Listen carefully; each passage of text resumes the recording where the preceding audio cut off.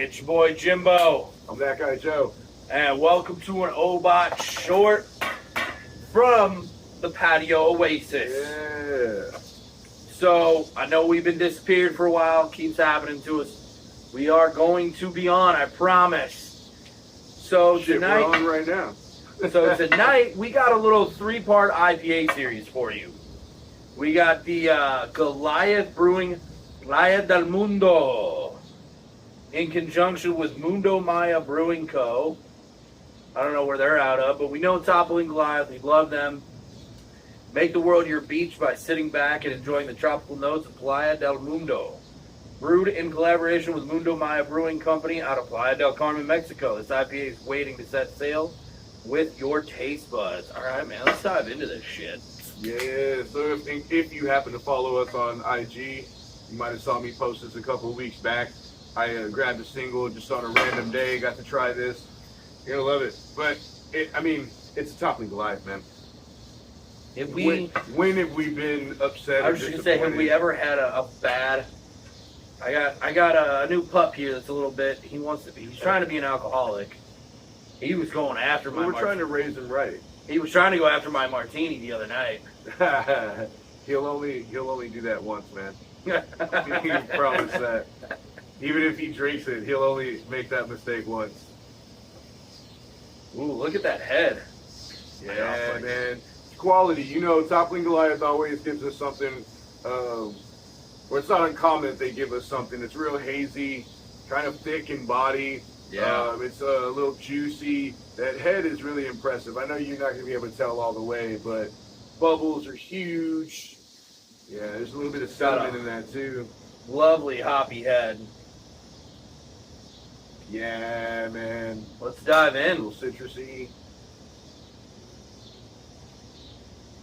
A little bit tart. A little tart, but that's a good hop. I like that.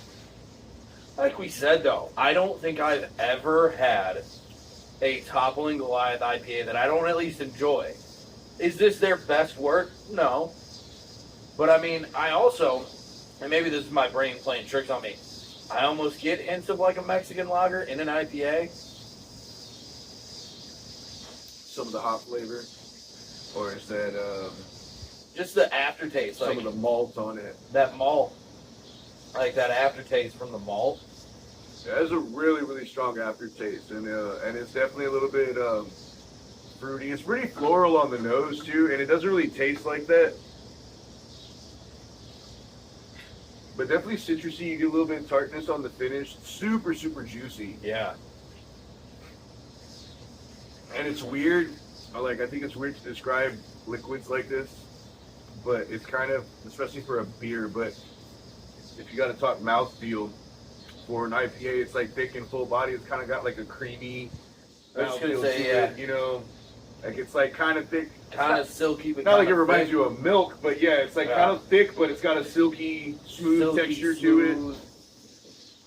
It might also feel that way because we're drinking it with all this head on there. It still hasn't settled, but... Say hi to Odin. Ladies and gentlemen, this is Odin. Hey, buddy. The newest member of the clan. So yeah, man. I mean, what would you rate this? I mean, I think this is a strong okay. I don't think it quite crosses into a fuck yeah for me. Yeah, I'm going to agree 100%. For me, I love the bitterness on it. And I'm never disappointed with Toppling. But, yeah, it's not something that I'm like, holy shit, I got to keep having more of these. Also, it is a little bit heavy to really sit and enjoy 3 or 4 of these. Yeah, I definitely think splitting this is a solid. It's only a 6.3, but it feels like something that's more like 9-10%. Yeah. You know, or maybe even a little bit higher. Yeah. Like some of those 11% IPAs. But I do really like it's super, super dry and bitter with all those tart fruit flavors on there dryness. too. And I actually really like that. Yeah. But that's, for me, at the end of the day, my favorite IPAs. I'm kind of purist with it, and at the end of the day, I like a hoppy and bitter IPA. This has that dry, bitter finish. It's just this is a nice day ender with one of these sitting out. This is great for like right now. What we're doing, sitting out on the patio. Yeah. Yeah. Just kicking back into the evening, hanging out. It's a cool night. We're fucking lucky. I know as a South Texan, I'm always talking about how our heat's not shit. But last week I was like, fuck man, I was like, St. Louis feels like South Texas because the humidity was so high. But then this week we've had a lot of nice chill nights, you know. Oh yeah. So even These like this, storms are helping. summertime, kicking back. You know, we're not drinking a bunch of these. We're not watching a game with a 12-pack of these. But it's a great time to enjoy this brew. No, this is the perfect time. And you know, with fall arriving, we're gonna have to start finding some good game day brews. Oh yeah, man. We're less than a month from football. It's the only thing that's gotten me into the cold months in St. Louis, and I will say straight up, it's a funny thing that just me personally, I've had a few different things change or my taste, my palate, my style, whatever, through doing this podcast. And one of those things is I don't hate the cold months in St. Louis as much as I used to. But a huge reason, if not the reason, is because I start thinking like, oh fuck, man, it's almost time for, you know, and I start thinking about the Oktoberfest, the Matzens, all the even just the brown and red ales that people are coming out with in the fall are just better. They're tastier. Those fall spices in these beers, I'm like, stout season's gonna be here soon. A little bit of clove. Yeah, man. Oh, I'm a big fan of the fall beers, and I mean, yeah, it's better the best time of fall. What is better than football and beer? I mean, it's man. So I didn't read the article, but somebody mentioned to me in local news, I guess O'Fallon is going under. I think O'Fallon is on the cusp. No shit. Like they're struggling and surviving. I don't remember. I read some of an article from, I think it was RFT. I think. I'm not positive. But yeah, I was reading on how they've been struggling. And really just like so many other breweries having a hard time coming back since COVID.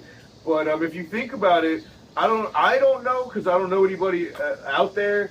But even during COVID, it was like maybe something shifted within their advertisement or their marketing team or something. Maybe budget changed. I don't know. But if you think about it, not only do we used to see their beers a lot more often, but we used to see them at more bars. You would see more ads for them through online and just physical ads throughout magazines or like hosting and sponsoring events. You'd see them on posters and stuff. We went from like a few years where we were noticing they're really out there and involved, and then in the last year and a half or so, that's really started to kind of just drop off. I wonder if they didn't really adapt with the market. Yeah, because you and I noticed a few years ago, if you go way back, you'll see a campfire episode we did, and we were trying their cookie box. Yeah. And I noticed almost all of those were actually malt beverages, not beer. That because is they definitely use something artificial they've had going flavoring. on for a while. And I'm wondering if they haven't kept up with. And not to shit on that at all, and not to shit on you at all, O'Fallon. I don't know how. No, I mean we talk beer. That's what we do. I was just thinking. I don't know how we shifted to them, but Toppling Goliath isn't directly here in STL, and fucking O'Fallon's right here. They're our neighbors. Yeah, so I there's relevance there. Yeah, we talked something St. Louis. But yeah, like not shitting on anything from O'Fallon, because there's a few of their beers that I've always really liked. They're well known for their flavors. Weech. Be damned. Yeah, Weech is good. The variety Weech box they put out was pretty good. I thought the pineapple was great. Yeah. Probably my favorite one. But Naughty, I don't care if that's flavoring. Naughty is delicious, bro. You talk about a football beer? Naughty is so fucking good. As a flavoring, and that's we are great. saying naughty is in a not pretzel naughty knots. and nice. Yeah, for those they're who don't pretzel know, beer. We're saying naughty. It's not a naughty beer. Although, if you're a brewer and you make a naughty beer, I would love to try it. Naughty, you gotta have a naughty and a nice. Right. Yeah. But to the point though. Yeah, not shitting on that, but it definitely doesn't stack up the same way against a number of breweries that add zero flavoring and they accomplish the same depth of flavor.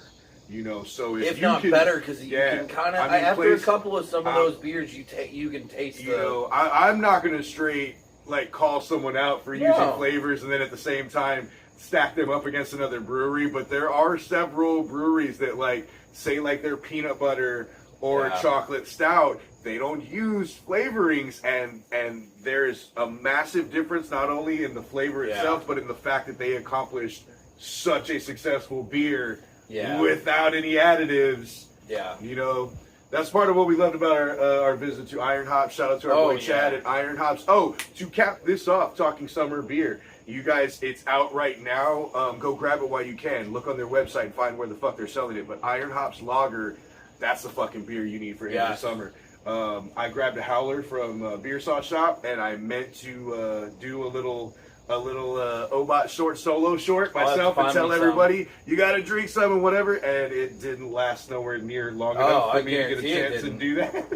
His beer is so good. Telling you now, shout out to Chad. Check out our episode 100. We went behind the scenes and hung out with Chad at Iron Hops. Yeah. It's a great time, and dude, you fucking killed it. Chad is a purist and adds nothing artificial in any way, shape, or form. And we were waiting for that lager, and it definitely doesn't disappoint. All right, we'll catch you on the next beer. We're out.